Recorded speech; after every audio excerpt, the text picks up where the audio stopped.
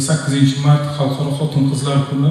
Mana shu munosabat bilan sizlarni chin qalbimdan muborakbod etaman. Sizlarga sihat, salomatlik, tinchlik, xotirjamlik tilayman. Albatta mana shu hammalaringiz oq xalat kiygansizlar, mana shu xalatlaringizga hech qachon ko'z tegmasin.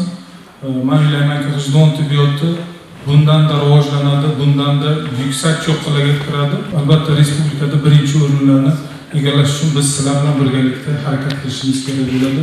Yana bir bor hammalaringizni chin qalbimdan tabriklayman. Bahoriy kayfiyat sizlarni hech qachon tark etmasin.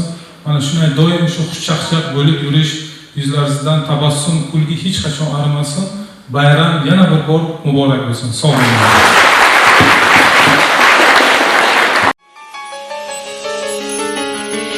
Oshqlaring poyingga gul otib ham bo'ldi. Xilvatlarda labingdan bol totib ham bo'ldi. Va bu haqda kimlargadir sotib ham bo'ldi.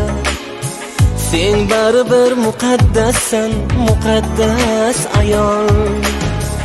Yor uyida mohirasan necha zamonlar. Yaxshini ham yomon deydi o'zi yomonlar. Yolg'onligin oshkor bo'lar bir kun gumonlar. Sen baribir muqaddassan, muqaddas ayol. Sen baribir muqaddassan, muqaddas ayol. Sen baribir muqaddassan, muqaddas ayol. Sen baribir muqaddassan, muqaddas ayol.